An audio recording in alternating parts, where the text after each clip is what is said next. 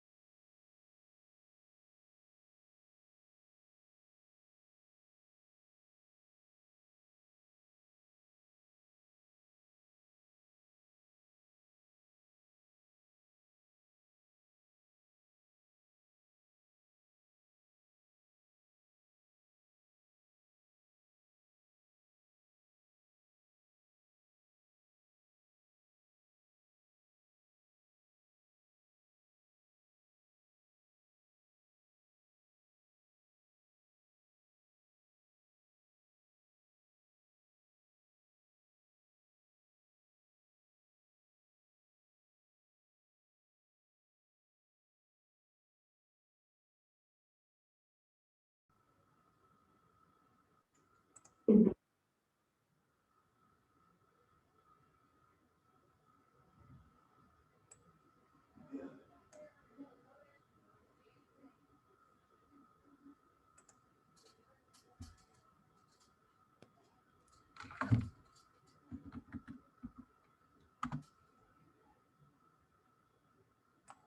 Jonathan. Are you on Zoom? Hello? Oh, hi, Jonathan. You are my only attendee so far. How are you today? No complaints, and I'm thankful to be here, and I can't wait to get started. Oh, good, good. How Well, about yourself? I'm doing great. We had a very fun long weekend and lots of fun in the sun and family time, that's for sure. So needless to say, I'm really happy to get back to work. I can definitely. You can relate, right? I'm extremely excited to get started, and really this being the first stepping stone, and the realtor process for me after getting my license, I can't wait to start. So honestly, I've been waiting for today. Good. Did you Zoom in by chance the last time when I had to cancel it? No, this is my first time in. Literally last week, I got orientation knocked out, so this is my first time partaking in any real event outside of study group. Okay. Oh, good. Okay. I had a boot camp in June that I ended up having to cancel because I had to go to the hospital with a family member. So I felt really badly that I canceled it last minute. So I'm glad that you weren't inconvenienced with that. So tell me, can you see the screen here? Can you see my Matrix login screen? No, I cannot. Okay, you know what? That's because I didn't do the share screen. Now, tell me if you can see it. Yes, I can. Okay, good. Have you logged into the North Star MLS before? I think for one brief moment, I know I got to cover this with Miss Sammy, if I'm correct. So I might have logged in, but did not take it too far. Bear with me. I got to figure out how to change my screen options. Well, you are going to get a one-on-one, you're going to get a one-on-one lesson here because you and I are the only ones. There's no one in the room and it doesn't look like there's anyone else on Zoom unless someone speak up if you join in. Oh, it looks like there are two participants now. Bear with me 1 second. I got to grab my mouse here. Oh, I think Christine is there too. Hi, Christine. Hi. Hi. Gosh, I am so sorry about June. I was just. Oh my gosh, don't worry about it at all. And I'm sorry I'm not there in person. I would prefer to be there in person, but I couldn't find a camp for my kids this week. So I think just because it's the 4th of July week and everything. So that goes. That is no problem at all. I think it was your birthday too, the day that we had the last boot camp. So I hope you went shopping or got a glass of champagne or did something for yourself. yeah, I don't even remember what I did, but it was a great day. I do remember that. So all right, it never hurts to get a free moment of time. Now, have you needed a purchase agreement since then? Have you felt lost? No? Okay, so I am just going to, you guys speak up. I'm probably not going to pause to ask if you have any questions just because it's hard to interact this way without seeing one another and just sharing a screen. So I'm just going to power through, and the material that we're going to cover today are all the documents that you'll use when entering into a representation contract with a buyer and also when making an offer on behalf of a buyer. So to prepare all those documents and to do those things, you'll type in northstarmls.com on your computer, and then you'll go over here to this button, this blue button that says Matrix Login that I'm hovering over, and then you'll enter in your NERDS ID and your password. And click Login. When you do. Okay, I'm sorry. Yeah, where did you get that NRDS ID and password detail? Yeah, no problem. You'll get it from the North Star MLS, and it's possible that they haven't sent it to you yet. Okay. Hi, Angela. So you just joined us. Thank you so Okay. much for logging in. We are literally just getting started. Angela, do you have a NERDS number, an ID number from the North Star MLS? No, not yet at the moment. Okay, no problem. Jonathan doesn't either. Christine, I know you do though, correct? Yes, I do. Yes, okay. So when you get it, you will type in northstarmls.com. You'll go to this matrix login button right here. It'll take you to a login screen. And once you've entered in your credentials, it'll take you to a home screen here. It takes a little while sometimes for the North Star MLS to populate that for you. It might be written down currently in your binder somewhere, and it's a series of, let me count here. It's like almost 10 digits. It's different than your license number. Angela, there are no participants in the room and just the three of you on Zoom. So I know this can get kind of dull as I'm talking through these things, but just do your best and I'm literally just gonna power through. Sounds good, thanks. Yeah, you're welcome. When you are making an offer on a property, what you will likely do is create the forms based on that specific property. So let's just see here. Let's just see here if I can find one to show you how to create this. So this is a listing here. And if you look down here at all these various different icons, there's information that you'll be able to access on the properties here. But this white and green button will take you directly into Instanet. So once you have the property that you want to make the offer on, you'll click on that. And then it will ask you to create, you're creating a transaction here and it takes you through the steps. What you'll want to do is you can name it anything you want. You know, you might say Lamplight Drive offer for Johnson family or something like that. And then you'll go into the templates, and Keller Williams Preferred Realty has created some templates for you, which is really nice. So you can do just the purchase agreement paperwork, or if you haven't done the buyer's representation paperwork yet, you would go into this here and you would create it. And then it'll go through a series of additional prompts.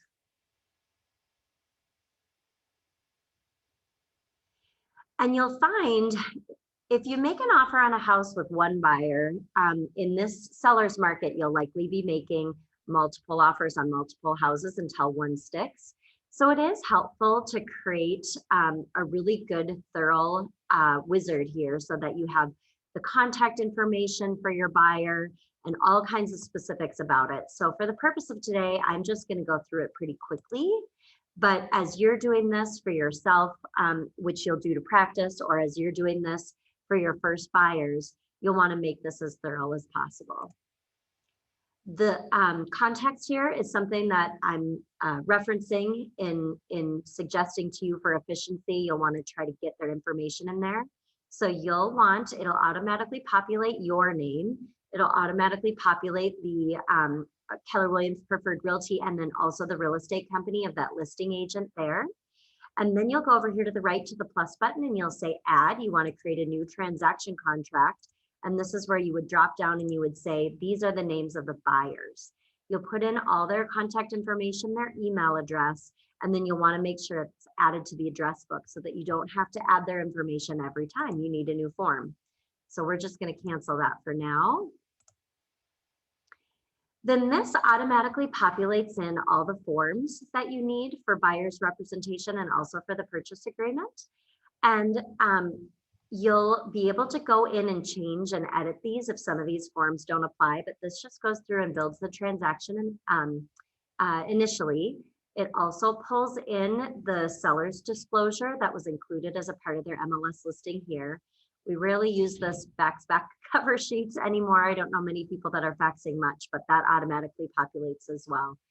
And then you'll click done. So then what I like to do, this view is a little bit harder for me right here. I like to go back to the home button here.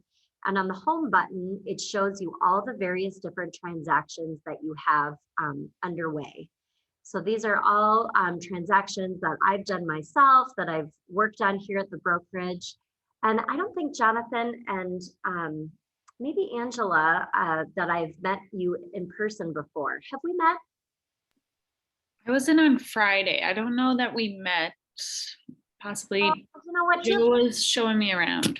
Yes. Okay. I think we did meet briefly. I think so. I am the broker here at the company, and I've been in real estate now 21 years. So I have a lot of experience on a lot of transactions.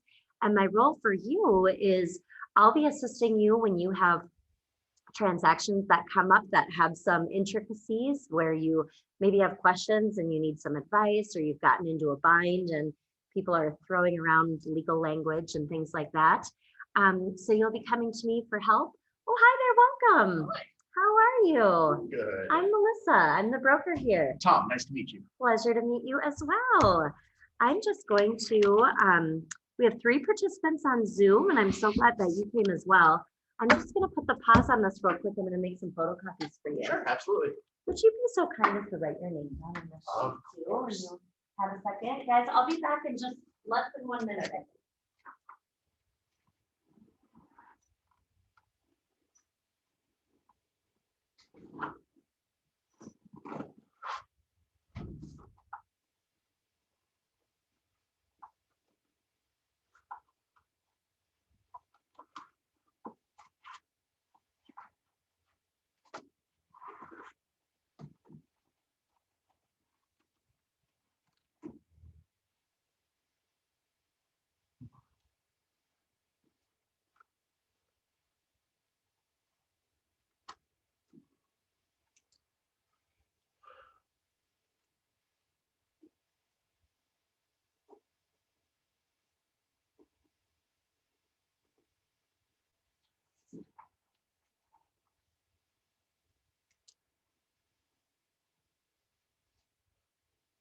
All right, I'm back.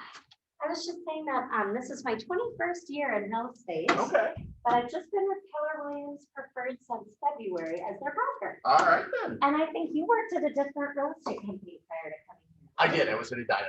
Okay, good. Well, that's a great company as well. And I'm sure that you have a transaction or 2 under your belt and you've received some of this education. So all that you missed was just logging into the Northstar MLS, going into a property and creating a transaction to be able to make an offer. So I'm going to go now into the forms and talking through them. So when you want to go back into a transaction and start actually utilizing it, you click on it there, and then I go over to the right-hand side and I click on forms here. You'll see this has auto-populated all of those that are in the Keller Williams preferred templates. And we're just going to go through each one individually. Now, I do like to say that one of the very best things that I learned in sales training in my earlier years in real estate was everyone has such a different personality type. You know, we have heard and probably taken the DISC assessment, and there's all different types of personality assessments that you can take. But the greatest analogy that I received from a sales trainer called his Bolt, and he compared personalities to animals. And he said, some people have the personality of a bull. They can make their decision today. They don't want a bunch of small talk. They don't even really want to know all the details on these forms. They just want to sign and they want to get the house. My husband happens to be a bull. Then there's owls. An owl would be a person who says like, I need to know the miles per gallon on this car, or I wouldn't dare think about buying a house unless I fully inspected that furnace to make sure that I understood all the working parts of it.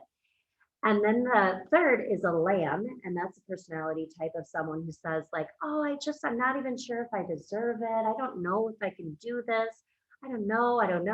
They're kind of, unsure of themselves. And then there's a tiger. And I think there's a lot of people in the world who are like tigers that are just pouncing around. I want this. It's so fun. This is so modern. This is so current. This is so exciting. So he gave us this big overview of his Bolt concept. And then he asked everyone, so tell me, who in this room sells exactly the way they want to be sold to? And it was like you were in a first grade classroom, when the kids like literally hold their hand with their other hand and they're like, me. Of course I only sell the way I want to be sold to. And he asked everyone in the room, why is that? And they said, well, because you can't be pushed into making a decision on a house. This is the biggest decision of your lifetime. You need to know all of the details. You need to know all the specifics. And that, of course, was the owl personality.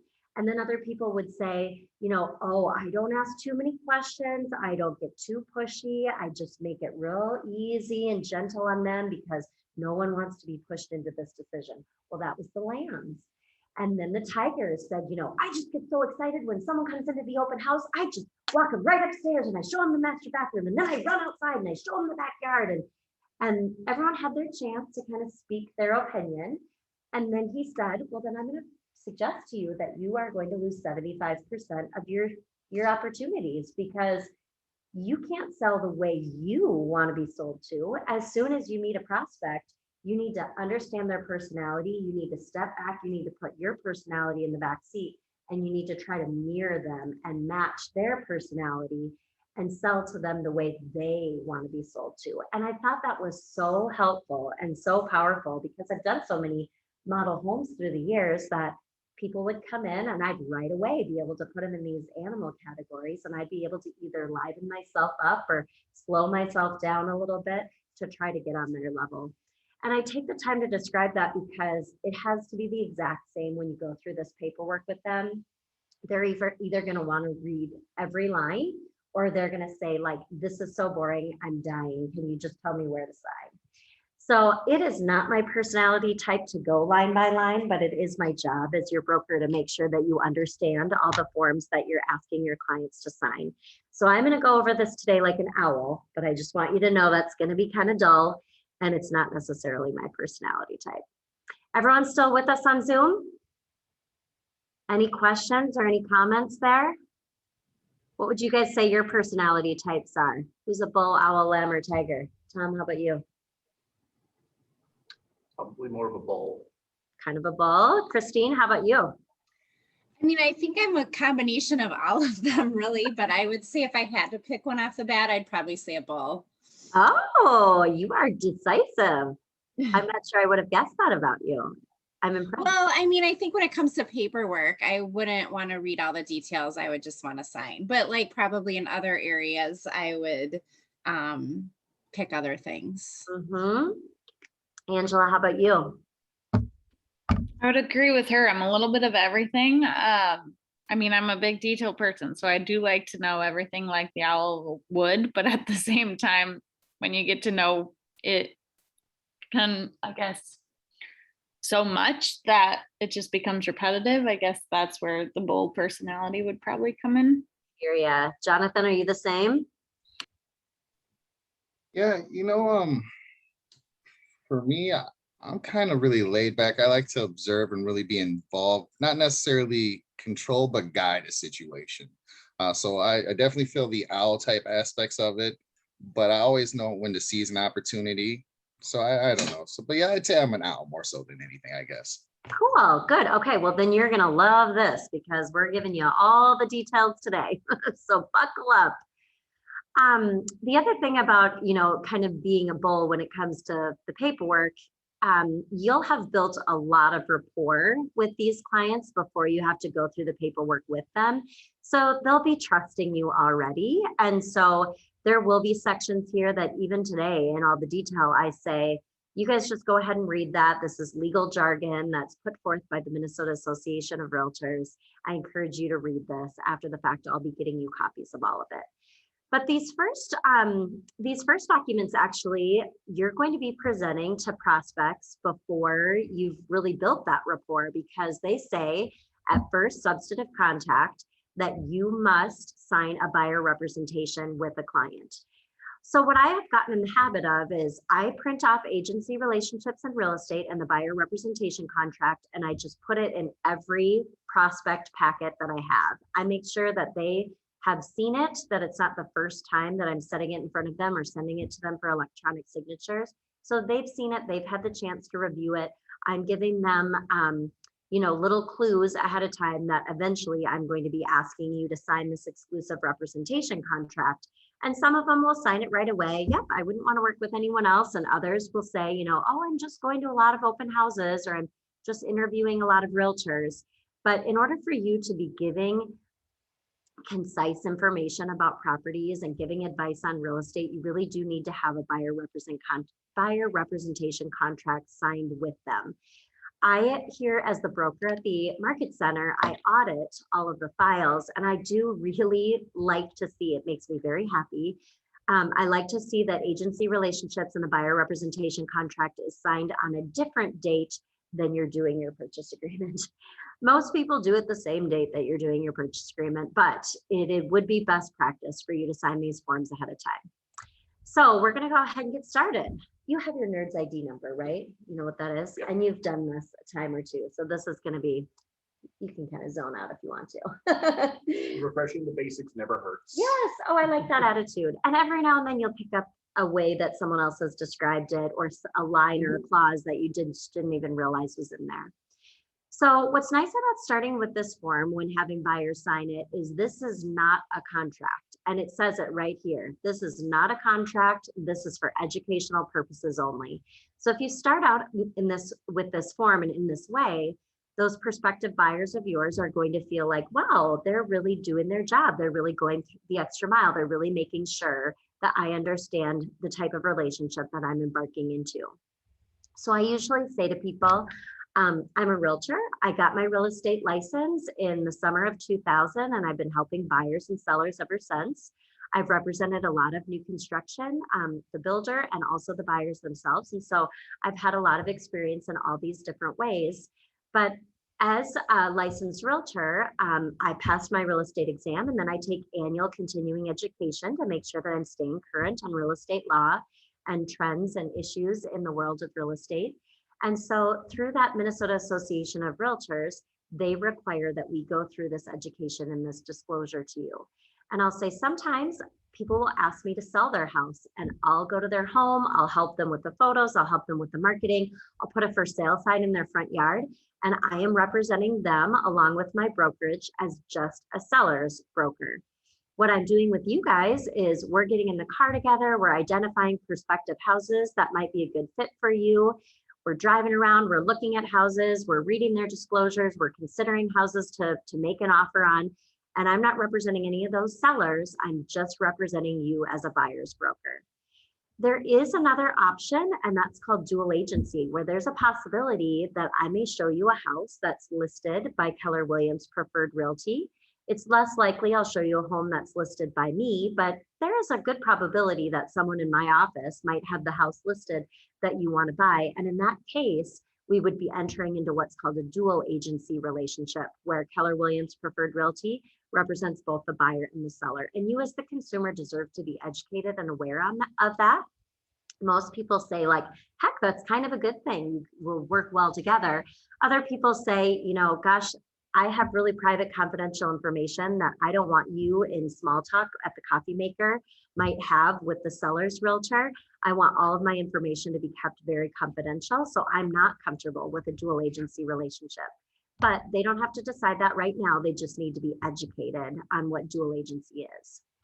There's also a representation. I'm seeing it more now than I have in my 21 years of real estate, and that's called facilitation, where you don't owe the client, either the buyer or the seller, the same fiduciary responsibilities. You literally are just kind of a paperwork pusher. You're just preparing documents for them. You are still paid for that. Keller Williams charges 2% minimum facilitator compensation. But you know, if you're listing a house, you may have someone who comes in that doesn't necessarily have a buyer's representative. They just are being represented by a facilitator. So anyway, those options exist in terms of real estate relationships. And then down here, it lists out the fiduciary responsibilities that we owe to all of those buyers and sellers. And you guys probably remember from your real estate classes, those the acronym for that is old car. And I wish that they were in that order on this form here, because it would roll off your tongue a lot easier. But you'll be presenting it to them and you'll just say, I owe you things like loyalty. I will act only in your best interest. Obedient, that I need to carry out the instructions that you ask of me, as long as they're lawful, even if they're crazy, I have to act them out. I have to fully disclose all material facts. I am to keep all of your information confidential, and that I will work in reasonable care, performing my agents as a duty and performing my duties as an agent swiftly and as efficiently as possible. And any money that you might give to me or any financial information that you share with me, that I'll have good accounting on. I also am a licensed realtor, and therefore I adhere to a code of ethics where I would not discriminate against anyone or anything.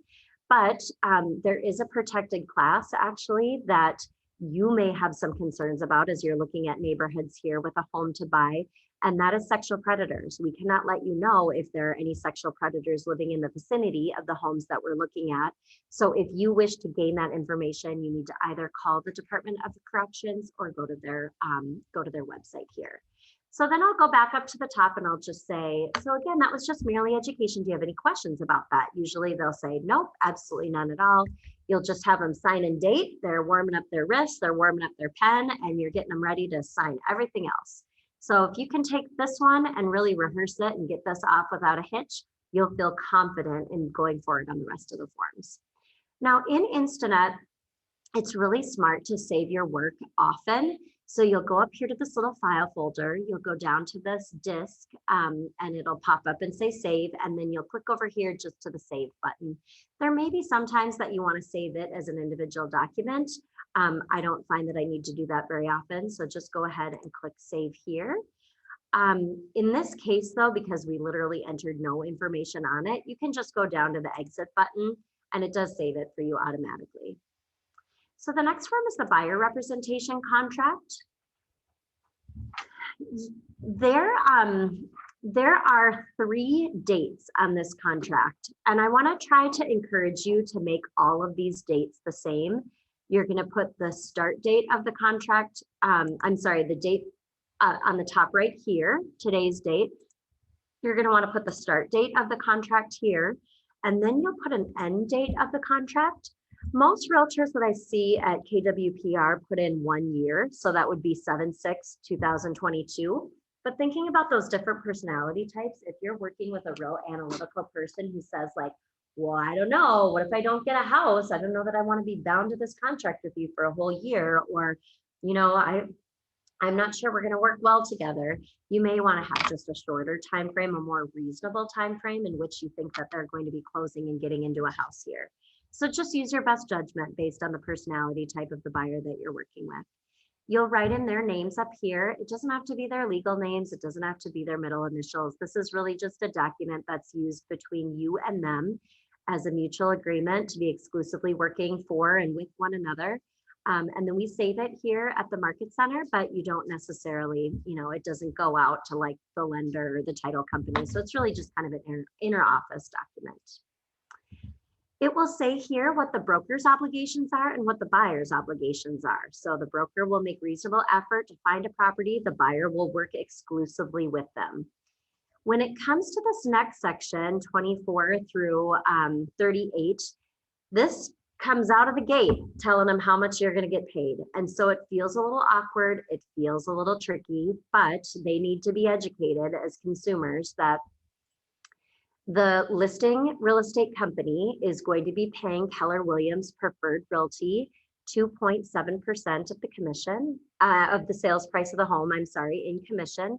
And then that is split down from the Market Center, potentially even through a team to ourselves. And then from that, we need to pay taxes. We need to save enough money to pay taxes on all of our income when it comes due the next April. So they're, of course, going to be doing the mental math, and they're going to be like, oh my gosh, you're making $10,000 on the sale of this? Well, not exactly. So do what you need to try to feel comfortable to explain that to them.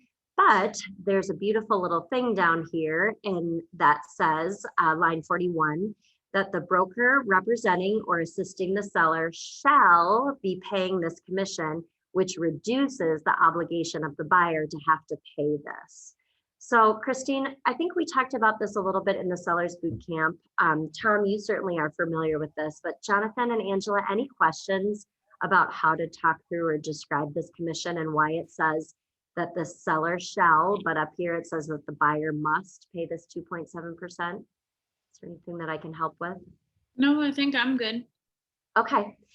Some realtors will charge a retainer fee to buyers. I see it very, very, very rarely.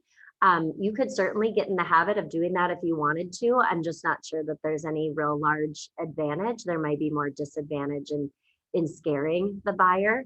But that would be the purpose of line 27 there. You could charge compensation to the seller of a flat fee if you wanted to, and that you would write here in line 31, but really 99% of the transactions that I see here at KWPR list 2.7% here. Some realtors will also say MLS rate or market rate, but we want the buyers to know and be educated that we're expecting that there be 2.7% paid to the buyer's representative. It is imperative that you write in here $3.99. This is called a broker admin fee, kind of in jargon. It's also called additional commission in the true technical term. And what that is all buyers, when they come on the day of closing, are going to see a closing settlement statement. And it's going to show the sales price of the home and then all the additional closing fees and expenses that they have to buying it. So there's going to be very likely a fee to their insurance company, a fee to the appraiser, a origination fee to the mortgage company. There's also fees that they have to pay to the government for taxes and things like that. So I don't know when this additional commission for a brokerage came into play, but I think real estate companies saw it as an opportunity to say, hey, you know, this would be a good way to defray some of the expenses that we have around our market center. So if everyone else is charging it, we are too. It doesn't come directly to me as the broker. I sure wish it did. It would calculate out to a lot of money, but it goes to the brokerage, and it's called the brokerage commission, additional commission. It's $3.99 here, as outlined in your binder that you guys received when you did your orientation. And a lot of realtors I see up that to $4.99 or even $5.99. What's nice about that is with every closing, you would have an additional $100 or $200 added to your commission. And then a way that you could look at that is that could defray some of like your tech fees or some of your E&O insurance and things like that. So you can charge whatever you want as the broker admin fee, but it must be a minimum of $3.99 and it must be disclosed on here. If you forget it, I'll kick the file back to you and make you have to go back to your buyer and explain why you skipped that person. That's kind of embarrassing. So just put that in now. I've got a question. Yeah. Move on. So in the instances where you find somebody who's, listing, we're paying, buyer's commission of 2.5 or Yeah. less. Yeah. So how do you have that conversation with your clients? Yeah, so industry standard is for the cooperating commission to be paid out at 2.7%, but there certainly are some listings that you'll see online, and I'm just going to go back to here. Down here on the very bottom of a listing, you'll see in the financial section what the cooperating broker compensation is, and you'll see that it's 2.7 on here. You'll also want to pay attention to what they'd pay a facilitator if it's a variable rate and such. But if it is something lower, the brokerage is not going to require that you collect the additional 0.2% from the buyer, but you could if you wanted to. I actually don't know anyone who's ever done that. So I think you would just have to tell them that that would be an additional fee that they'd have to put onto their closing settlement statement and work with their lender on it. All right, going on to page 2. It goes on to explain that the general nature of the purchase of this property that they're offered, that they're making, is going to be in one of these categories. They're very likely just going to be buying a residential personal property, but they might also be buying vacant land or a second home or something like that. So in training here at KWPR, we recommend that you literally just check all 6 boxes. That way, if they go in random different directions, you've got your bases covered. You'll also want to let them know that as a professional realtor, you can assist them in coordinating a lot of things. You can assist them in giving names of home inspectors and title companies and mortgage companies and whatnot. But if they would like for you to actually arrange their closing for them, which is the best and the easiest way to do it, you'll check box number 66 here, and then you'll make sure and have them initial here. Don't forget these initials. I feel like these get overlooked a lot. At this point, most people will roll with it and they'll say, yep, that's why I've got you, the realtor. You're going to make this easy on me. But every now and then, a couple will look at one another and they'll be like, oh my gosh, I forgot. Aunt Susan is a title closer and Aunt Susan is going to close my house. I need to make sure and close with her. I always promised that I would. And then you say like, oh, heck, no problem. Easier for me. I'm just going to check line number 67 there, and you're going to acknowledge here that you are doing all the coordination of scheduling the closing. All good, right? They also must acknowledge on line 69 and 70 that there are a lot of other fees in addition to this 2.7 and 399 that they'll have to pay at closing. They're generally put together and called their closing costs, but it's going to increase the amount of cash that they have to bring into closing. They'll have their down payment, and then they'll also have their closing costs that they have to pay. If they happen to buy a house from someone who is a foreign investor, they deserve to be really well educated and informed on that, because if the seller doesn't appropriately pay their taxes, the buyer has to pay them instead, which is a scary, scary, scary, scary thought.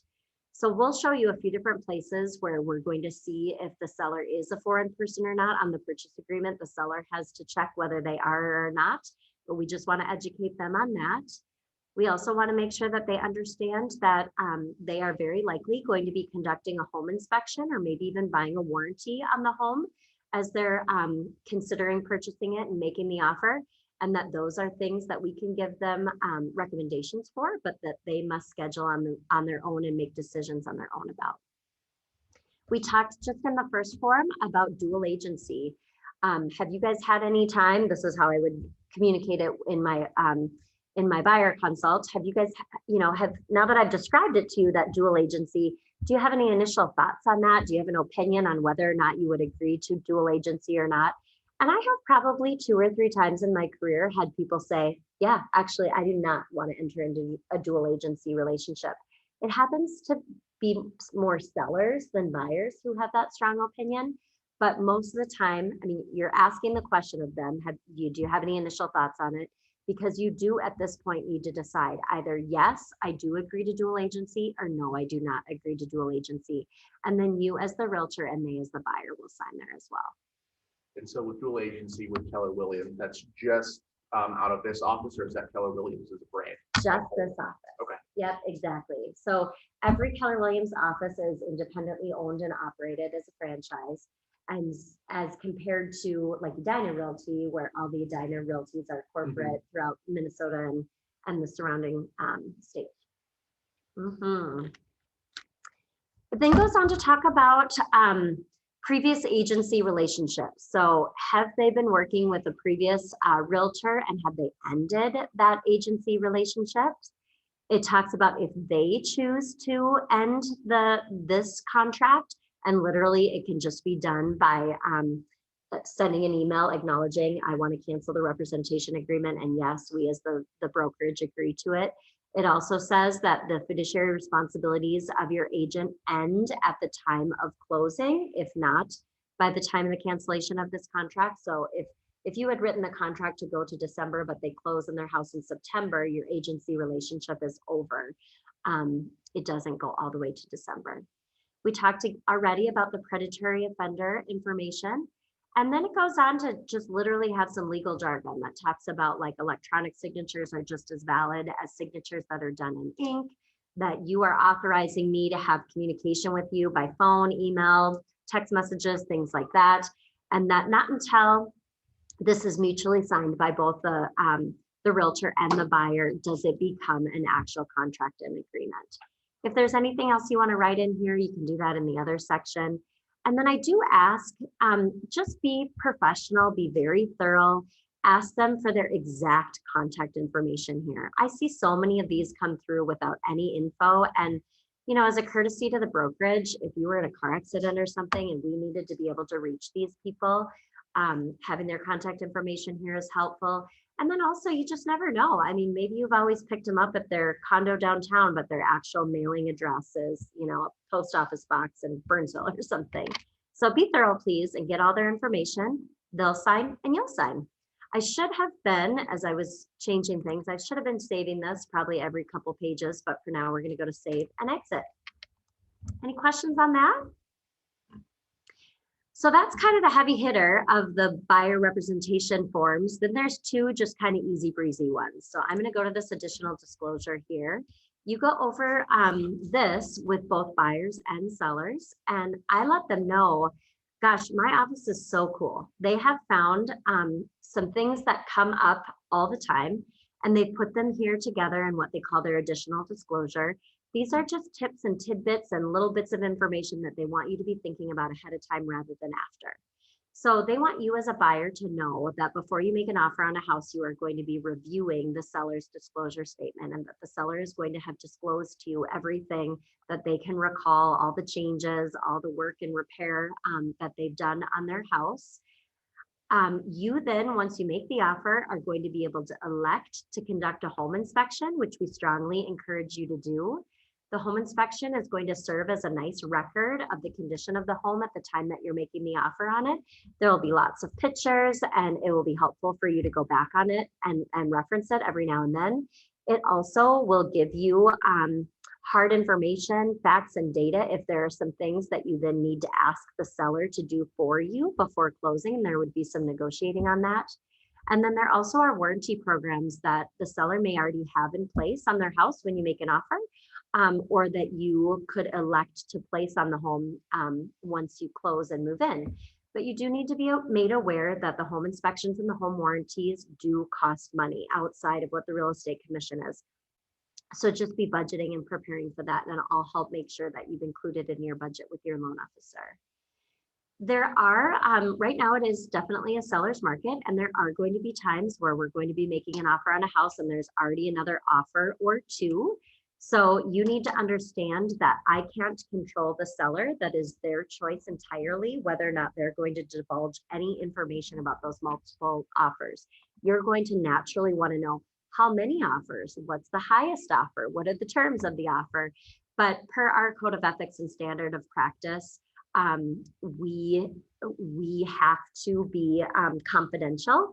And if the seller asks us not to divulge any of that information, we can't share it at all. So you're going to be frustrated with me because I'm not giving you enough information, but know that it really starts with the seller. So we'll go ahead and have you initial there. If you look at a home in a community that has an association, there may be some monthly expenses that you have to pay to live in the neighborhood. There may also be some fees that you have to pay at closing to do kind of like a new initiation fee into your association. There also would be a series of documents that you would be entitled to review before deciding if you want to live within that association. This more so applies to a seller than you, Mr. and Mrs. Buyer, but there is a possibility that the seller may be selling their home on a tax deferred exchange. And that is not something that you guys are doing right now as buyers. I also need to let you know that we are highly trained realtors in the field of real estate and marketing properties, but we can't be considered expert, nor can we give you any legal advice. So if there are questions that you have in regards to the construction standards of this home, there's questions that you have related to accounting and how this is all going to work out with your, property tax deductions or what the property taxes are, if there's environmental issues, if there's any title flaws, if there's any problems regarding the property boundaries and the surveys, we really will have to go outside to other additional professionals to get you that. And I can give you recommendations, but I just need you to know that I'm an expert in the area of real estate with some experience in these fields, but I would refer you out if necessary. Every home, in accordance with the state of Minnesota statute 299, has to have a carbon monoxide detector. So we'll be looking for that to make sure that it is placed properly within 10 feet of each sleeping room. And again, talking about capital gains and not as much applying to you as the buyers. I'll talk about it a little bit more in the seller boot camp. These two, though, I think are actually two of the most important on this document. And that is to let you know the day of closing and the time that you are moving is highly stressful. It's stressful for you. It is stressful for the seller. So you just need to kind of take a deep breath and have some grace when it comes to that day. We are all going to work very, very hard to get you to closing date, to make sure everything goes on time and as scheduled. But sometimes there are unforeseen circumstances. There was just a hailstorm that passed through and it botched up a bunch of closings just a couple weeks down in Lonsdale.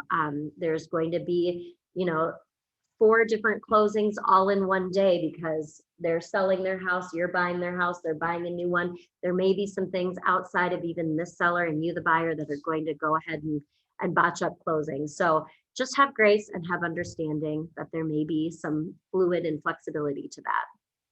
You also, as the buyer, are entitled to a final walkthrough of the house before you go to the closing table and sign and agree to buy the house in the condition that you saw it. So be planning for that and be prepared for that, but you will need to make the time either the morning of closing or the day before closing. The house isn't going to look great because it's still going to be dirty and it's probably still going to be packing up, but you're just going there to make sure that it's in the same substantive contact that it was when you made the offer on it. Make sure they didn't rip the copper out of the walls. Exactly. So like I Stairs are said, still there. yeah. So like I said, these are just cool things that my brokerage wants you to be informed of ahead of time, wants you to be kind of aware of. Now this one is a little different, but it also comes from our brokerage. Keller Williams Preferred Realty is owned by a group of owners. And in that group of owners, some of them also have ownership in title companies and mortgage companies. You don't need to use any of these title companies or mortgage companies, but they're affiliated because they have shared ownership. And you as the consumer just deserve to be aware. So this is going to be signed by you, but you're not signing saying that you're going to be working with any of them. You're just signing saying that you understand you have the right to select your own providers. We want you to be smart consumers and shop for the best rates and services that you can get. You're not required to use any of these. But if you do end up choosing to use any of them, just know that there's some shared ownership, which is called an affiliated business, and you deserve to be aware.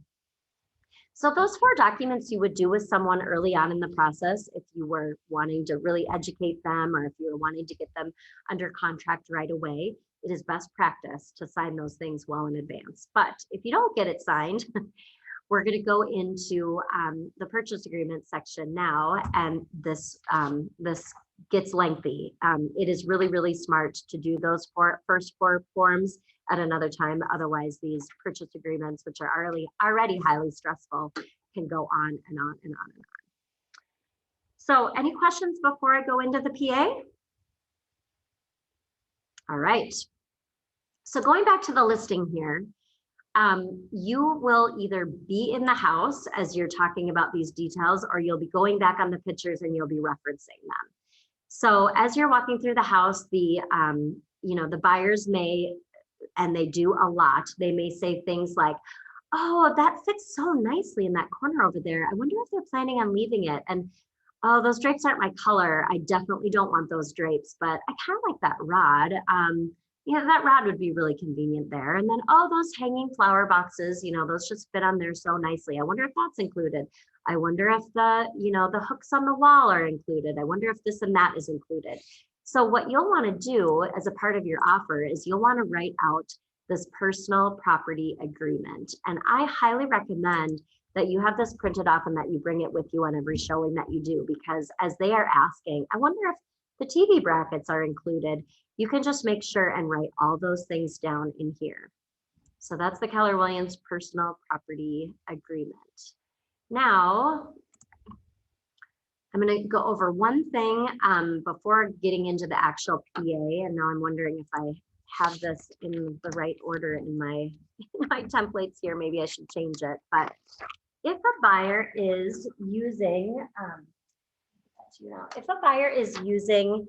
FHA, which is the Department of Housing's Federal Housing Administration, FHA wants you to have gone over this form, but I really think that all buyers should go over this form because this is educating them on how important it is to conduct a home inspection. And in today's day and age where it's a seller's market and it's a seller's market and there's going to be some situations where buyers are going to have to waive their inspection. We don't have anything that protects you as the realtor or protects us as the market center quite yet. I think we're going to put it into that general disclosure, but we don't have anything that gets them to acknowledge, hey, I as the realtor strongly encourage you as a buyer to get a home inspection. And if you decline it, that's totally up to you. So having them, getting in the habit of using this form, which I see super rarely, but it exists in our templates, is a really, really good idea. So it talks about, how they can choose a home inspector, what they're testing for, that it's very different than appraisal. An appraisal and an inspection sound kind of similar. So I think people get those two things mixed up. So I would like you to go over this form before you start into the purchase agreement packet. And again, it's really just education. It's not them agreeing or declining. It's just letting them know how important it is. So you've talked about the personal property. You've talked about how important it is to do a home inspection. Then you're going to go into the nuts and bolts of the offer. So kind of like that that buyer's representation agreement, I want the date of the purchase agreement and the date that the PA is actually signed to all be the same start date, the same date. Here you do actually need to write in their legal names, because this is a contract document that is going to be utilized by the mortgage company, the title company. It's how they prepare all of those big legal documents. So it's a good idea, especially, my name is Melissa Johnson and it's the land of 10,000 Johnson. So especially with names like that, Johnson and Smith and whatnot. So make sure that you have the proper spelling, their proper legal names.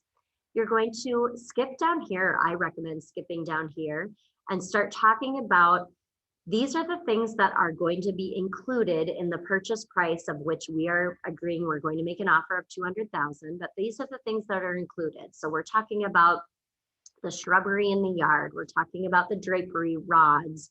We're talking about, the mounted speakers on the ceiling. Of course, all the attached mirrors and the garage door openers and anything else you put in the personal property. And maybe there's some things that you don't want excluded. So I don't like those drapes. I don't like that color. So you would write the exclusions here. And then, we've been looking at comps and we've been talking together. So as we previously discussed, we're planning on making an offer for 200,000. Does that still seem about right? Yeah, we feel good about 200,000. Okay. And I talked with your loan officer, and this is really competitive. So previously you were talking about putting 5% down, but you have enough money to put 10% down. Are you guys comfortable with 10% down? Yeah, absolutely. So then the rest is going to be mortgage financing. And it takes about 45 days from the date that you make an offer until usually a mortgage company can have all the mortgage prepared for closing. So is closing, still on August 31st good for you guys? Have you looked at your calendar? Do you have any conflicts with your children or any conflicts at work? Nope, that closing date works for me.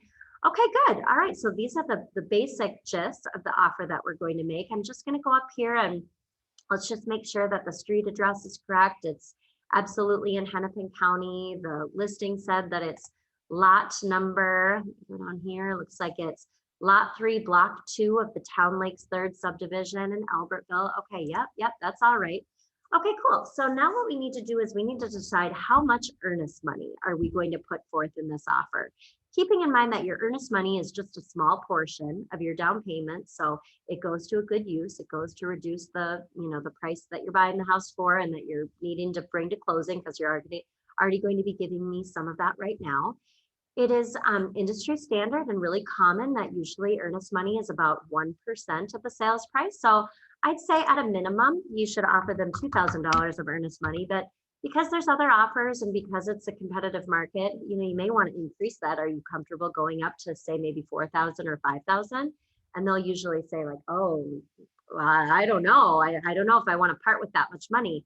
But then you'll have the chance to explain to them, the earnest money that you provide, I can either collect in the form of a check, or I can send you a link where you can transfer the funds electronically. There's a small fee for it, but it's a convenience fee rather than having to, order more checks and deal with the checkbook. And the thing about earnest money is it does get deposited into a special bank account. It's called a trust account at the company that has this house listed. So at the real estate company that the seller is being represented by at Edina Realty. And then that earnest money, it is refundable to you with some of the contingencies that we'll go over here in the offer. But if for some reason you just decide to cancel, you would lose, you'd forfeit your earnest money. So I understand why you might not want to increase that up to 4,000 or 5,000. How do you feel about it? What are you thinking? They'll decide and you'll put it in. You'll act in obedience and do exactly what they say. When working through that wizard that we did at the very, very beginning, it will automatically populate in the property address here, and it'll also automatically populate in the date that you've put here at the top. So I'll just show you that as an example. So July 6th here, and then it just carries forward on all the other forms. So because you're putting 10% down in financing the 90%, you're going to reiterate that this purchase agreement is subject to the mortgage financing contingency, that they're going to be getting a first mortgage, not a first and a second. Some people will borrow 10%, put down 10%, and then get their primary mortgage for 80%, which avoids private mortgage insurance. But we're letting them know that there's none of that subordinate financing going on here, that they are going to be utilizing a conventional loan. There may also be a case where they're using a VA loan, or if they're doing a 3.5% down payment first-time home buyer loan, that would be the FHA loan there. And if they are buying in a rural area, and actually it doesn't have to be too rural, it just has to be within this map that the government puts together, they can actually buy a house for $0 down. And in that case, the earnest money that they put in up here would just get spent on their closing costs, or it could get refunded to them in the form of a check on the day of closing. But most of them that we see come through are conventional loans. If there's any other sort of financing, like if they're doing a contract for deed or something, you would check the other box here, but you'll most likely be checking line 60. Something that we've learned real importantly in a couple different instances, just in this crazy seller's market, is this interest rate here. So the purpose of this in a purchase agreement is really to protect the buyer. So we're saying that the buyer is going to apply for a mortgage. It's going to be amortized monthly over a period of not more than, if they're doing a 15-year loan, it would be beneficial to show that to the seller so that they know they're very strong financially. But in most cases, you're going to write 30 years. And then you're going to want to put in a number here. A lot of people will just write, a lot of them that I see anyway, just write in market rate. The problem with that is if the interest rates were to really jump, if they were to make like a huge jump between the time that they made the offer and the time that the closing is, and that increases their payment significantly, they might not be able to afford the house anymore. So you're really not protecting the buyer by writing in the market rate here. If you want to protect the buyer to give them some outs technically so that they don't have to buy the house if it's no longer financially affordable to them, you'll want to put in an actual number there. So I think it's safe to say something, maybe like 3.5 or 4%. If you wanted to get real risky, you could go down to 3% or even a little bit lower. But the trouble with doing this and making it too low is when comparing multiple offers, the seller is going to say like, oh no, they've got a financial out right here. I don't want to deal with this one who has the financial out. So you just really have to finesse it. I say real estate is more of a art than a science. So it's going to take some finessing here, but for your own notes, just get in the habit of writing 3% there. I'm sorry, writing in an actual percentage there. Now, again, in thinking about multiple offers and competitive and what the buyers and sellers, what the buyers put forth and what the sellers are considering, a seller is going to want you representing the buyer to provide to them what's called a written statement on or before a certain date. Essentially, what that means is you're going to work really quickly, you're going to work as efficiently as possible, and you're going to get all of your mortgage documents into the mortgage company. They're going to get them reviewed by their underwriter, and they're going to have this loan ready for clear to close, ready for closing well in advance of what the actual closing date is. Most people will be able to do that within 30 days, or like I said before, maybe 45 days. But the downfall for a buyer to that is if they, let's just say, get in a car accident or lose their job or something happens a day or two before closing and they have to cancel, they don't get any of their earnest money back. They can, request to be canceled, but they would forfeit their earnest money for sure.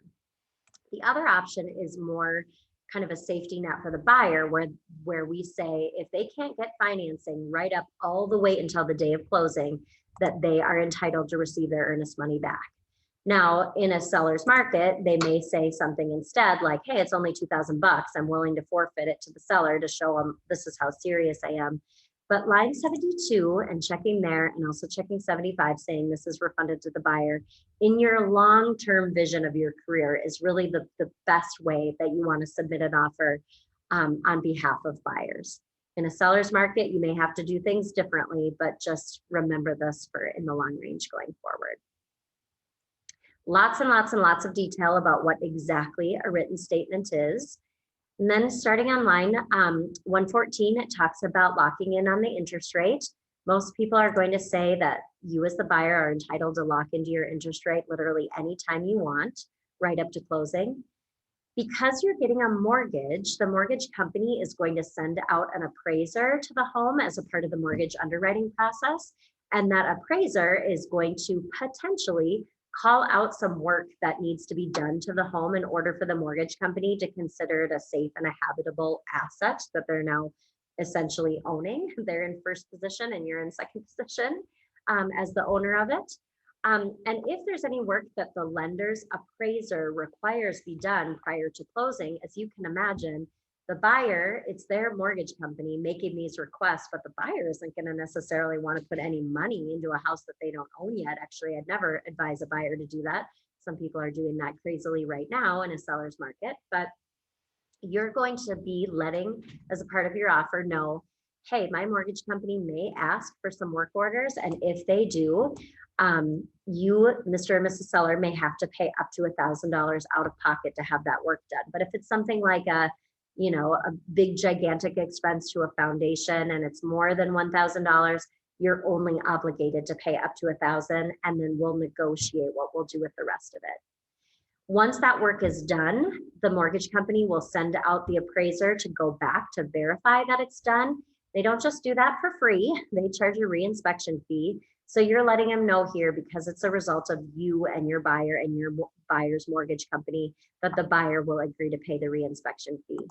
In a totally different market, in not a seller's market, you may say, hey, you as the seller, you didn't have your house ready, or you were negligent in having, this loose stair railing or something. So I'm not paying the $250 reinspection fee. That's on you. You've got to pay it. So again, it just depends on the place and the time and the circumstance, and you'll want to finesse that as it goes. If the buyer is utilizing FHA financing, or if they're using VA financing, you're going to use these two sections here. If not, you can just leave it all blank.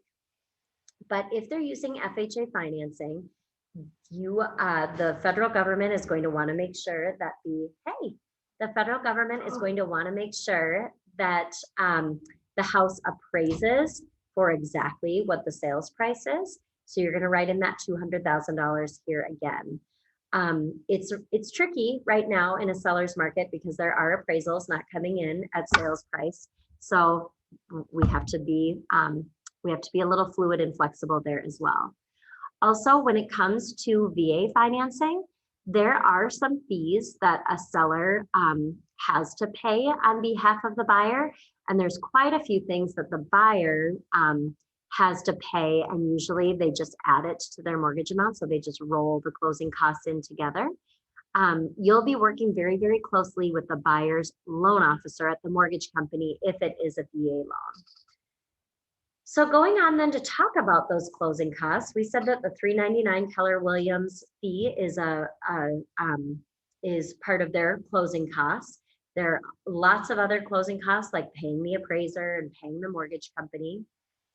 As a convenience to, especially first-time home buyers, if they've only saved up, a few $1,000s and they don't want to put their down payment down and run their bank account completely empty, you can roll in these closing costs. So that means, in effect, if they're buying the house for $200,000, you would increase the price to $206,000 because closing costs are usually roughly 3% of the sales price of the home. So 3% of $200,000 is $6,000. And you would say, hey, I'm offering to buy your house for $206,000, of which $6,000 are going to go towards my closing costs. And then you, in effect, are selling your home for $200,000. So it's not any money out of the seller's pocket if you write it that way. If you said that you wanted them to pay 3% closing costs, but you only wrote the offer at $200,000, that means the seller is essentially selling the house for $194,000. Make sense? Going back to where we had talked about in several previous instances that they, as the buyer, have the right to do a home inspection on the house. We're letting them know that they do elect to conduct a home inspection, or maybe they're going to decline it, and that this purchase agreement is contingent upon the inspection. What I'm seeing a lot these days is that they do want to have a home inspection, but the findings of it are not going to stop up their motivation to buy the house. So you can check is or is not, but going forward in the overall length of your career and future years, you're going to want to make sure and protect your buyers that they do have an inspection and that it is contingent upon it. Now, it is very rare do I ever see that a buyer is asking a seller to perform intrusive testing as a part of their inspection. Most of the time you'll check does not here. If you were checking does, it would be something like, you know, there's a big pool of water in the front yard and we need to dig up that sewer line to see, is it coming from the sewer or is it coming from a spring? What exactly is that from? And that would be money that the buyer is spending themselves on testing. And it is very intrusive because it's going to change the property. This line here, I feel like is easily missed. So when you get to the inspections, just remember, Melissa whispering in your ear, go to the next page, go to the next page, because you need to tell them within how many days that you will not only conduct the inspection, but also do any resulting negotiations and coming to any conclusion on it. So it's safest to write in here that a home inspection will be done within 10 calendar days, not business days, but 10 calendar days. And inspectors are finding ways to shorten this for us in the seller's market right now, but 10 is what I highly recommend just for overall setting realistic expectations. Any other inspection items that you know you want to have the roof inspected by a private third party, you know you want to conduct a radon test, any other inspection items you could write in here, but usually I see that blank.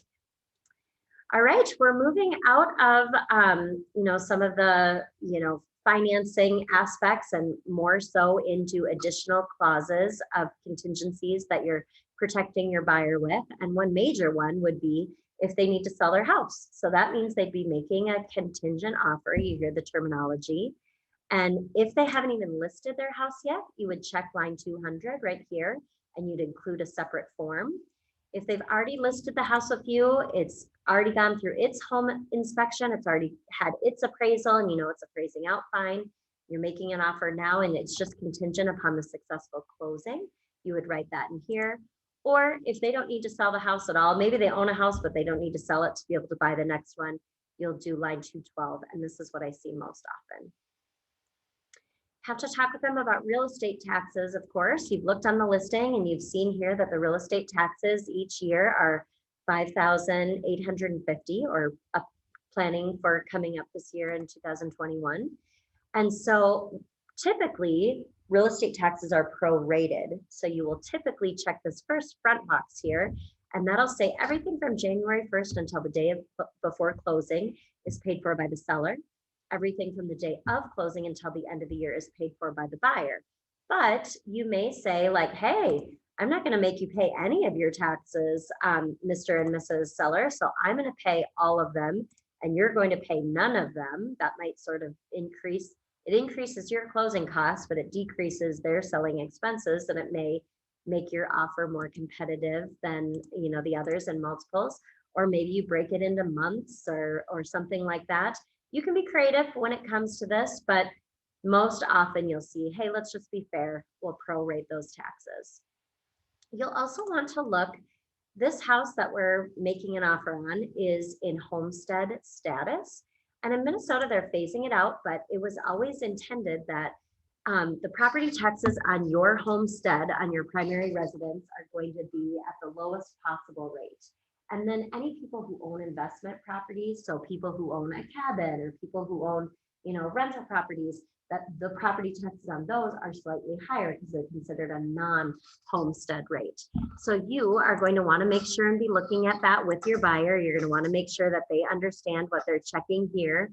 is that if this property is non-homestead, the seller either shall or shall not pay the difference between the homestead and the non-homestead rate. I always check shall not because I think the dollar amount is usually so minimal. But if you're talking about like a big gigantic farm or an apartment building or something where you could be saving the buyer, you know, tens of thousands of dollars, you'll want to be paying attention to that. Likewise, you'll also want to make sure that all the property taxes are paid, that the seller has paid them. You'll also want to look at the listing and see if there are any assessments pending. We had a couple of years here in Burnsville where they were redoing nearly all the roads. And so people were having to pay, you know, $3,000, $4,000, $5,000, $6,000, $7,000 to have the road frontage and the curb in front of them replaced. And most people elect to do that by paying it as a part of their property taxes, so they don't just pay it off in full. So if there are any assessments that haven't been fully paid by the seller, that can really make a dent in the buyer's closing costs if we haven't properly written this all out on here.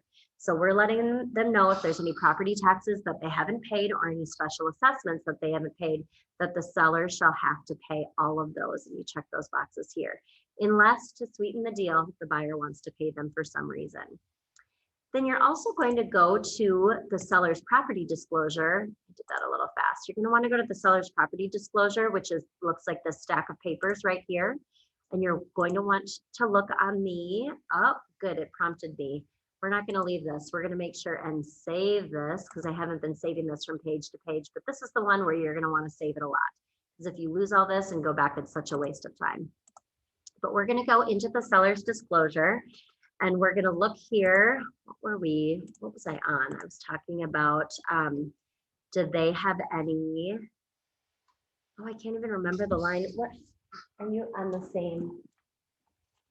I just got myself confused. Oh, seller has or has not received notice of any pending assessments. So you're going to want to reference that here in the seller's disclosure to make sure that they've stated that no, they don't have any special assessments.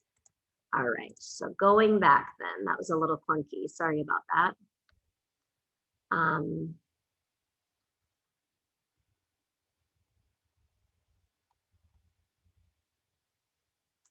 Trying to see if there's a way. I don't want to leave this listing again because I've been referencing it so many times, but I want to go to my Instanet. Okay, I guess maybe we'll just go down here.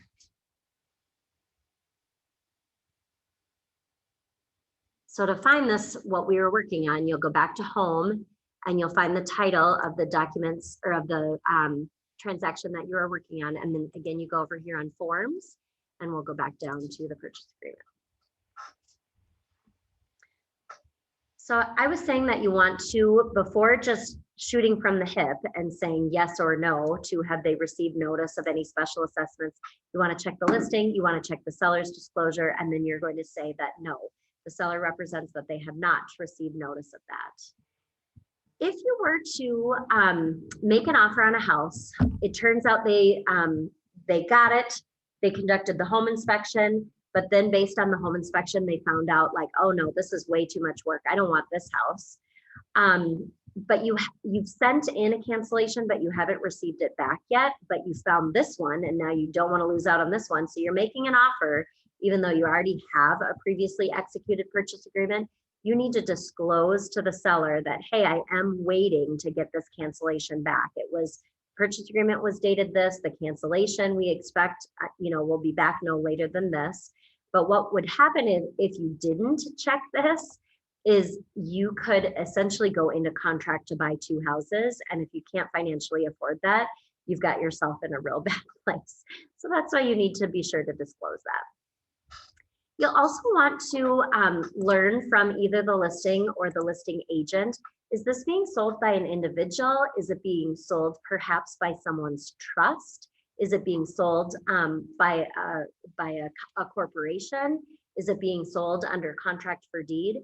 Most often you'll say that upon successful closing that the seller shall deliver a warranty deed, but it may be some other sort of deed. And so you'll just want to be real professional and show your buyers and also the seller that you have thoroughly reviewed all the information that you can in order to make a real clean offer.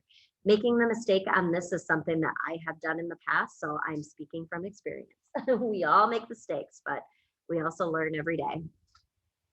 It's important here to let the seller know when you expect to receive possession of the property. Most people just check here immediately after closing. I personally think it's kind of nice to tell them that you would take possession a day or two after closing. There certainly is risk to that because you're the rightful owner, you've got your insurance on it. There's possibility that their teenage kids might come in and have a rager in the basement and leave a bunch of debris or something like that. But closing and selling and moving out of a house is so stressful. If you can do things to make it a little bit easier for a seller, those things might make it a little more likely that they'd accept their offer. And this is one small thing that you can do. Any questions about that? I feel like a lot of times when I describe that in boot camps, people have questions. All right, we've just gone through the bulk of it. And now you're gonna find that a lot of this stuff is truly just like explanations and legal jargon. So we're letting the seller know that they need to leave all the linked devices on the house. We're talking about prorations, not just in taxes, but also in association dues, water bills, things like that. The seller is agreeing to give clear title to the property and they need to work on their end of the transaction to get that prepared in time. If you are buying a piece of land and it requires the subdivision of it, if anyone has done any work on the house but not gotten paid for it, they might be able to file a lien on the property to make sure that the seller does have to pay them. The dimensions in the listing here are meant to be approximate. When we go down here to the measurements of the rooms, those are meant to be approximate and that it is the buyer's responsibility always to verify the accuracy of it. And again, just like the listing contract, I said that it does not become an executed, it's not a contract, it's just an offer to purchase until all parties have signed it. There may be some worry about like, what if there's a storm that comes through and there's hail damage? What if there's a tornado that comes through? What if there's a leaking washing machine? If there's things that happen to the house between the time that you make the offer and the closing, it is the seller's responsibility to repair it and bring it back to the same substantive condition that it was when they made the offer. Time is of the essence. We want to be negotiating and counter offering and responding to these things as quickly as possible. Definition of what are calendar days, what are business days, when would the earnest money be refunded if there was a cancellation, what if the buyer defaults, what if the seller's defaults, lots of little legal tidbits in here. So be sure to read through it line by line, but based on the personality type that you guys described, you are, most people are not going to want to know all of that. So you literally can, because right now you're going to see them feeling like sleepy and bored. You can just kind of breeze through it. But we are the professionals, so if they need that information, it is our responsibility to talk through and describe every section. Again, just like we had talked about on the buyer representation agreement, it is not our intent to discriminate against anyone. So I cannot tell you anything about potential sexual predators in the area. And again, it reiterates the phone number and the website that they can look at. We are letting them know that we have received their seller's property disclosure. I pulled that up on the listing. There may be a seller's disclosure alternative instead, but you have to check one or the other. Don't check both. And if there isn't a seller's disclosure, if there aren't any supplements here and you don't see a seller's disclosure, you would not check either of those. You would leave it blank and you would go down to this other section a couple pages back and say that this offer is contingent upon the buyers receiving a copy of the seller's disclosure statement, and you'd likely put in an end date there, you know, no later than Friday, July 9th or whatever. Okay, good. So if there happens to be a well or a septic system at the property that you are making the offer on, you would note that in here. In most cases, you're going to check no, does not know of a subsurface, does not know of a well, and that yes, you are connected to city water and sewer, and therefore that it is not subject to an additional form, which is the subsurface sewage treatment and well inspection contingency form. We talked about the buyer having the right to choose and pay for a home warranty if that's important to them. And a lot of times what I'll say in this section, because they're feeling overwhelmed, they're like, holy smokes, there's a lot of decisions that need to be made. Do I really need to decide that now? And I'll say, no, You absolutely can choose to put a warranty on your house at any time, even after closing. But if you're going to ask, if some of the pieces and components of the house feel older and you're going to ask the seller to be paying for those for you, you do need to put that out in here. So I'll say, it looks like, I know it's a hard decision to make, but tell me, when you bought your last TV at Best Buy, did you get the warranty? And usually one of them will be like, no, I think those are a hunk of junk, or absolutely, I would never buy something major without one.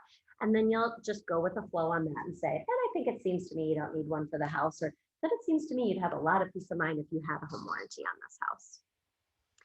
If the real estate company representing the seller is Keller Williams, but not you, let's just say it's Sarah Anderson and she's with Keller Williams. Both of you then, even though she's representing the seller and you're representing the buyer, both of you have to check here that you are indeed dual agents. It feels a little weird, but because of the brokerage connection, you have to put dual agency there. Otherwise, if this was Sarah Anderson at Edina Realty, you would say that she is the seller's agent and that you are the buyer's agent. And this auto populates in for you when you do it out of the actual listing. You would say then, you'd reiterate that dual agency does not apply in the Edina Realty transaction, and then they don't have to sign there if it's do not apply, or if it is dual agency, the sellers and the buyers both have to sign in this box. Talking again, and like I said, they're going to be tired. So talking again, they acknowledge that they'll have some closing costs. They acknowledge that I'm either coordinating for them or they're scheduling, but it's going to be done with a settlement agent at a title company. We're talking again about how their property disclosure statement said that they are not a foreign individual, but you need to be educated and aware of that. And again, just like the buyer representation contract, electronic signatures are just as valid. So on and so forth. So if there were any addendums that you were adding, which we'll go over next, if there were any addendums that you're adding to the purchase agreement, you'd want to check them all there so that the seller knows, like, hey, those, for whatever reason, that wasn't in the scan, but it looks like they intended to send one over. So you'll check those things that apply there. You will leave all of this blank because it is the seller's responsibility to check whether they are or are not. You're not going to make an assumption based on their disclosure statement, and there wouldn't be any counter offering going on at the time that you are making the offer. So you would just format this. There's a separate form to show you how to use the electronic signature system that we have, but you would just go ahead and have them sign right here. You also have them sign here, and there's a wire fraud disclosure here that you have them sign as well, and you send that over as the offer. Now, if it turns out that there is some negotiating and then the ball is in your court at the time that you execute the counteroffer addendum, you would want to make sure and check here that, yep, now at this point there is a counteroffer addendum, and you would not write in the date of final acceptance here. You actually write it on the counteroffer addendum instead. I buzzed over this, but we're going to go on to it next. So before I have them sign this section, I do pull out the arbitration form, which is next. So in the state of Minnesota, when a buyer and seller enter into an offer, they want the buyer and seller to have discussed ahead of time and agreed how they'd handle a problem after closing should a problem arise. Now, this brings a lot of like, oh my gosh, this seems like a big decision. How can I decide this now? But they don't want it to be something that can just get thrown on a deal at any time. They want them to have mutually agreed from the get-go how they would handle arbitration. Some real estate companies do not encourage their realtors or their buyers to agree to arbitration. We are very much in favor of arbitration here at Keller Williams. I will say, knock on wood, I have not had to experience it.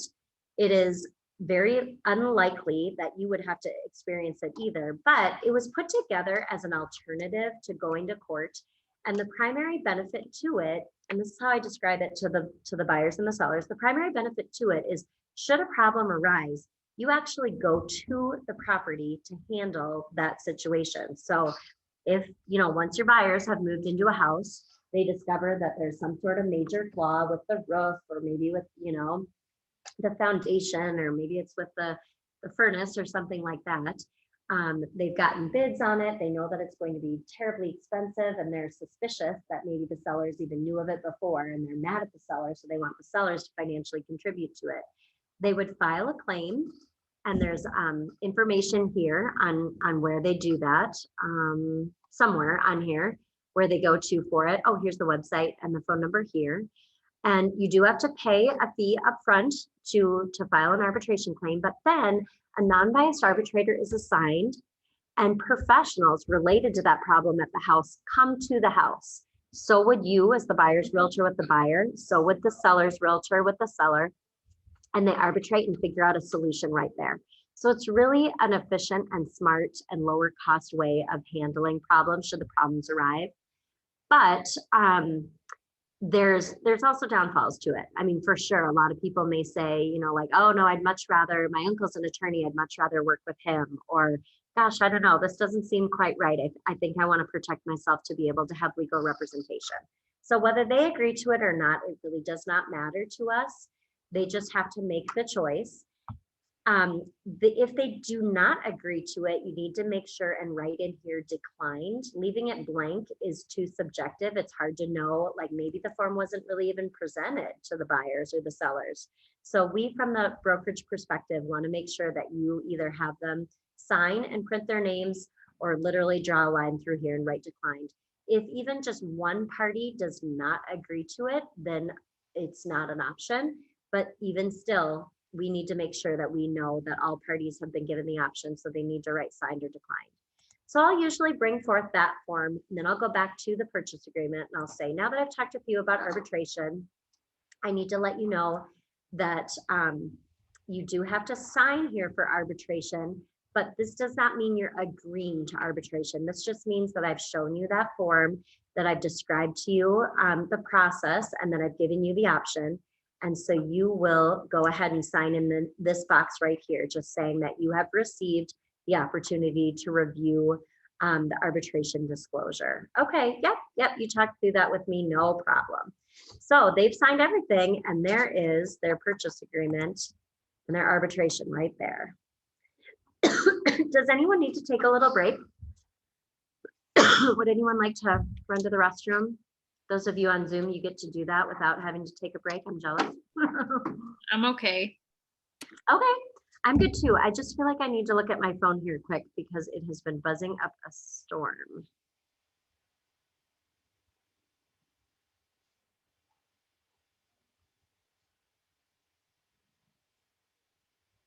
Okay. All right, so now we're going to go into just various little addendums that you might add on to a purchase agreement, little contingencies, little nits, you know, little tidbits and bits and pieces. I'm going to go through them pretty quickly because they are so situational. When you come into a situation where you need to use them, I strongly urge you to read every single line. If you are making an offer on a house that is a part of an association, and now beware, you might be selling a luxury home on 5 acres in Credit River, but the neighborhood has a small little association because they own a walking trail and the monument that goes into the neighborhood. That's the same. That's a part of a CI, common interest community, CIC. So what this states is that by state statute, a buyer has the right to receive all the association historical documents and current budgets and rules and regulations and whatnot. And upon the date that they receive all that, they have 10 days to review them and decide if they can live within those rules or not. So lots and lots and lots of information about that on here. And you just need to have the buyer sign it and send it in with their offer as if they're a part of a CIC. But if they are, I want to make sure that you then do a receipt once you've received all those documents. So whether you're representing a seller or a buyer, this receipt is really important and it gets overlooked by so many realtors, and it just kind of irritates me. You need to protect yourself. And if at some point someone comes back to you after and says like, hey, you didn't tell me that this, that, or the other thing, or I knew I could have a dog, I didn't know that my dog couldn't be beyond 50 pounds. You want to cover yourself, and we want the Market Center covered for them to have said, yes, my realtor and the realtor representing the seller gave me all these documents, and this is the contact information for the association company, and I am signing saying, yes, I have received it all. There also is very likely going to be what's called a resale disclosure when it comes to these CIC documents. And most mortgage companies will require that the buyer sign the resale disclosure, but not all of them. So just be thorough, be diligent, and have your buyer sign it, even if the mortgage company doesn't want it. And then we'll have you upload it into Command, which is the system that we use here to share and save documents. That'll just be a good safe spot for you to show that you've dotted all your I's and crossed all your T's. I mentioned that there'd be a checkbox if you needed to list someone's house before being able to close, list their house and sell it before being able to close on the new house that they made the offer on. And this is the form here. So it says either it is listed with or it will be listed within a certain number of days. And it just gives them, more detailed information on that.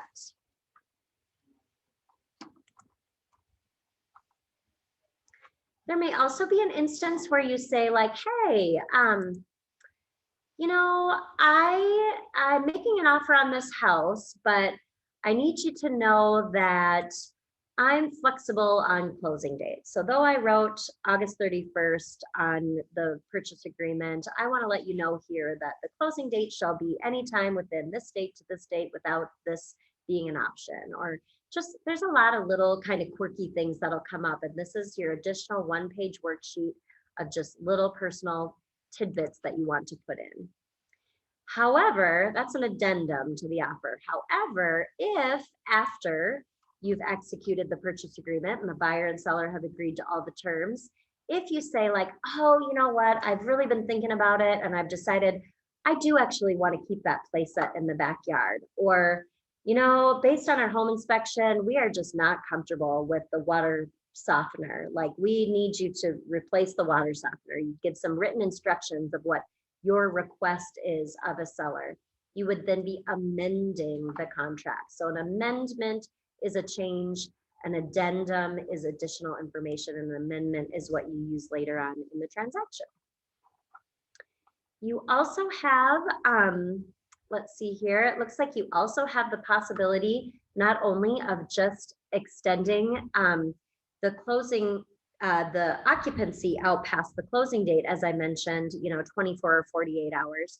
There may be some instances where the seller is actually going to stay in the property for a month, maybe 2 months.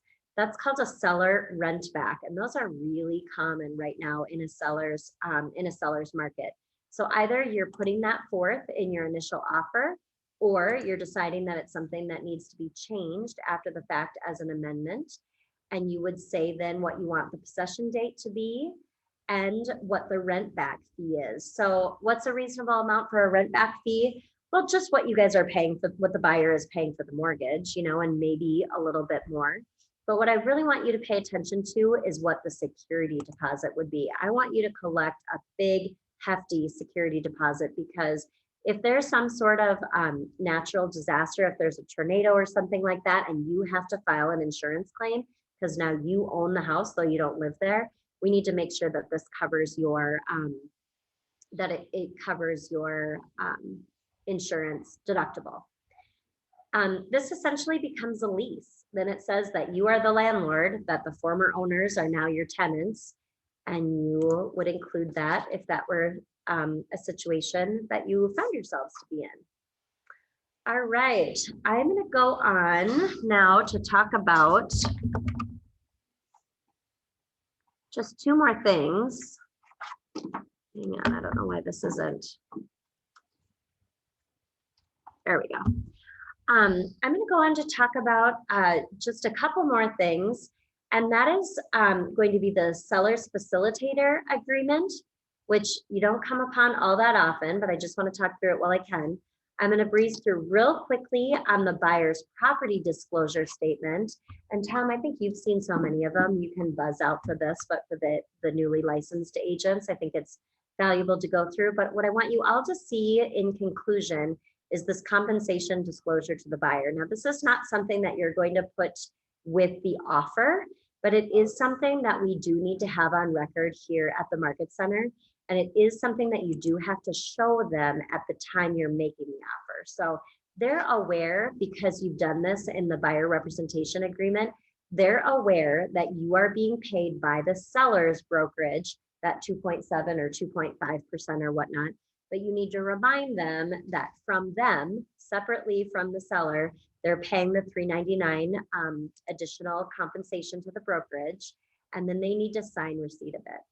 When I see these come through, I see a lot of people who've dated it way past the time of the offer, but unfortunately, this is expected to be disclosed to them at the time you make an offer.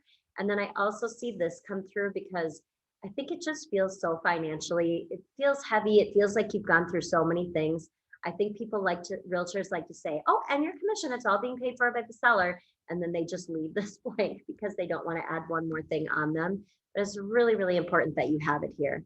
Now you can waive this. You can have this deducted from your commission and you can waive this. So if you feel like that will give you a competitive advantage if they're interviewing two different buyer broker realtors, or as a gift to any VA buyer, Keller Williams Preferred Realty waives their fee for a VA buyer. So in that case, don't leave it up for interpretation with no checks and nothing in here. Like this says to me, oh, they never talked about this with them. But this says to me, I talked about it with them, and I, as a gift to them, are letting them know that I'm waiving that additional fee, or as a thank you to them for their service, I'm changing it to 0 on behalf of the brokerage. You sign it and they sign it. Any questions there? All right, I'll just go on to the facilitator and then feel free when you need to. A facilitator representation agreement is very, very similar to the buyer's representation agreement. So you can see it asks for the address, it asks for the phone numbers, just like I said, be thorough about that. It talks about the sexual predator offenders. It talks about electronic signatures. It's really all very much the same. Talks about if you want them to arrange for closing, talks about what the compensation would be, which I said the broker minimum is 2%. But here are the different obligations. We owe them loyalty, confidentiality, obedience, all the old car if we're representing them as a buyer. But if we are just being a facilitator, we don't necessarily owe them the same thing. So this is an area where it's provided options, and then it also allows you to type in additional things here. So you would let them know, I'm not providing you with any information about available properties. You've done that all on your own. I'm not going to provide you any information about comparables so you can come up with a sales price. You've done that on your own. I'm not going to show you any properties. This might be a townhome that you're already living in and you want to buy it from the seller. I'm not going to give you any information about financing, but I am going to assist you in preparing the purchase agreement. That's what you guys are paying me for. I'm not going to help you coordinate a home inspection or coordinate the closing. I'm not really even going to do anything to be at the closing. You guys are going to do all of that on your own, and I'm just writing the purchase agreement.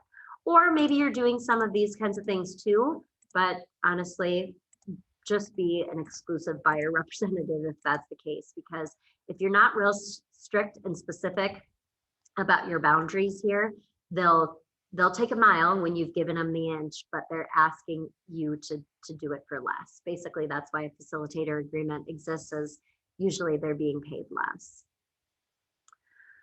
All right.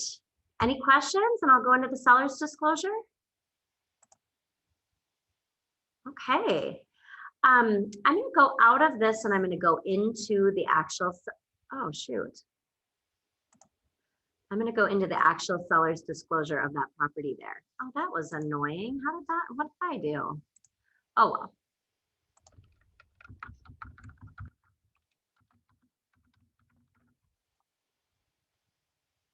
Spend some time just randomly going to listings and looking at their seller's disclosure, because it is a really, really big, thorough document. And it's something that you don't want your buyers to be more educated on than you are. It also, as you guys know from taking your real estate classes, it is our obligation to disclose all material facts. So if there's something written in here and you haven't called it to the buyer's attention, it's just sloppy. So you'll want to send it to them for their review, but you'll also want to review it for yourselves. So it looks like this seller of this property in Albertville bought the house in 2017. So it looks like it was built, it was built in 2017. So it must have been a spec or something like that. That they do currently have title insurance, that they have been living there throughout the entire time of their ownership, and that it is suitable for year-round use. Then it goes on to talk about things like, is the property on a private or a public road? If it were a private road, they probably have to pay a separate fee for having that snow cleared. Do they know if the property is in a flood zone, or have they ever had a flood at the property, and have they claimed that with insurance? Do they know if there's any neighbors who have, firewood stacked on their yard, or accidentally put the fence in their yard? Are there any encroachments? Are there any associations which would have rules and regulations about how you can live? Like you can't park your snowmobile trailer in the driveway and things like that. What's the general condition of the home? Is it in good condition? Has there been any damage by wind or fire or flood? Did you file an insurance claim? I just ran into this last week on a closing at the end of June. Someone had not properly disclosed on here that they had hail damage. They did have an insurance claim, which the insurance companies, your future insurance company is able to look it up. They did have an insurance claim. They received an insurance check, and they never replaced the roof. So that's a major no-no for a seller to check on here, that they haven't done an insurance claim. When representing sellers, you're going to want to make sure that they fill this out really thoroughly. I always tell the sellers, if it even comes to mind, just write it down. It's never going to hurt you to put it on your disclosure, but it's really going to hurt you when the buyer does a home inspection and says like, oh my gosh, this house was built in 2007, but I see this roof is literally brand new. Weird, they didn't put it on their seller's disclosure. Like it creates ill will. Has the structure been altered? Meaning, have you finished the basement? Did you move that wall that you didn't realize was a bearing wall? You're going to want to make sure that your buyers are fully educated on all that type of thing. They also have to state in here whether they have had any pets. There's a lot of people with very sensitive allergy issues. So have you had any pets, and what are the types? Any problems with the foundation? Any backups in your drain tile? What's the age of the roof? As I referenced before, have they ever had any leakage or damage from ice dams and things like that? This next section is a little tricky for sellers to figure out, but it's really easy for the buyers. So as you can see here, this was tricky for the sellers to figure out because they started saying, nope, I don't even have a ceiling fan. Nope, I don't have a central vacuum, when really they should have wrote not applicable, that they don't have those things, because over here on the right, it says, yes, I have a ceiling fan, but it's not in working order. So prior to especially going into that home inspection, you're going to want to review this page 4 right here and make sure and say like, all right, everyone walking in, just so that it doesn't, don't waste a bunch of time on it, so that it doesn't raise a bunch of concerns. They told us they have a ceiling fan, but it's not working.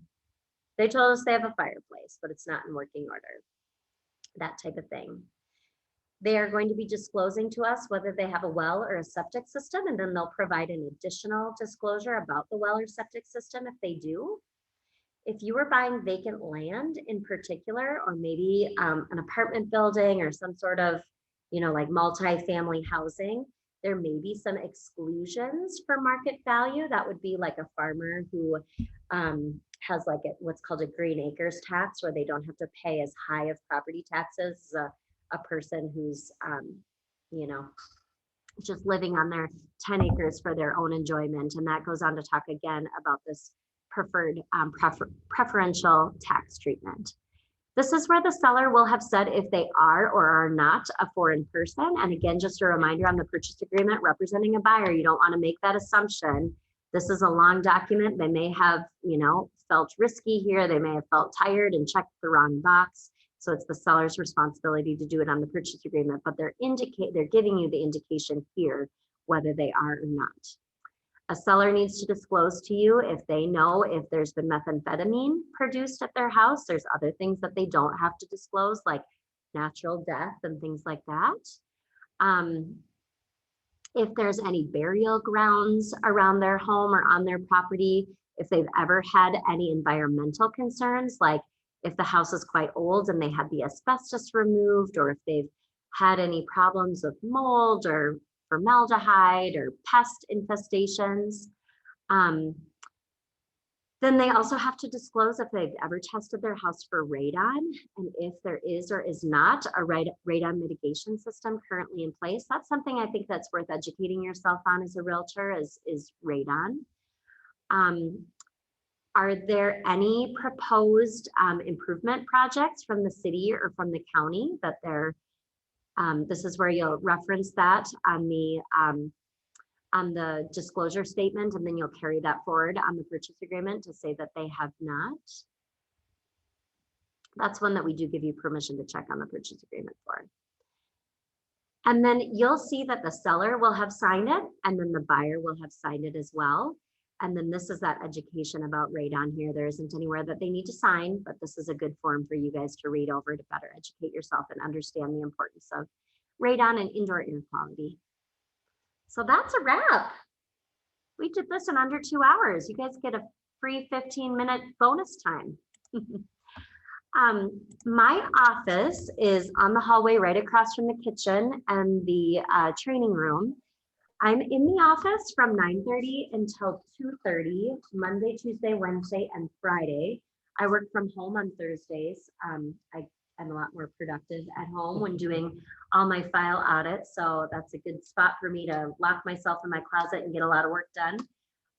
But I'm here to help you. I'm here to support you along with everyone else on the leadership team. And when you guys are writing your first contract, you're very likely going to be working with Jessica Nearing in productivity coaching.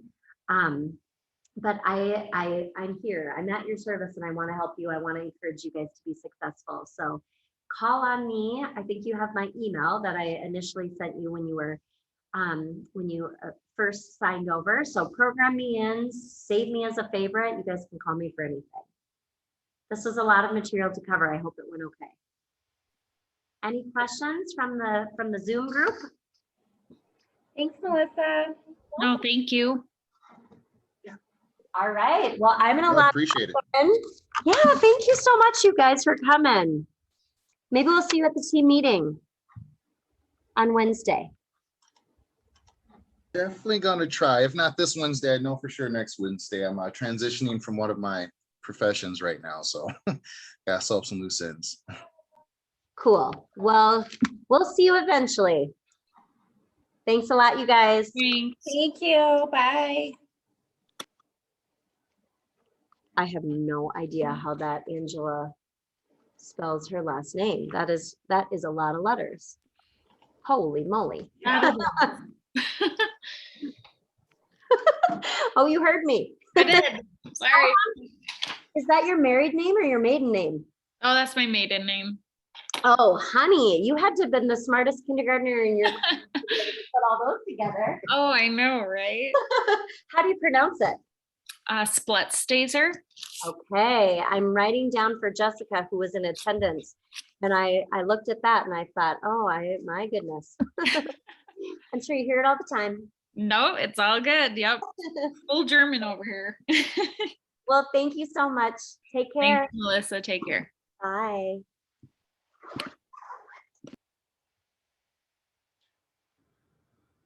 Very good. So how many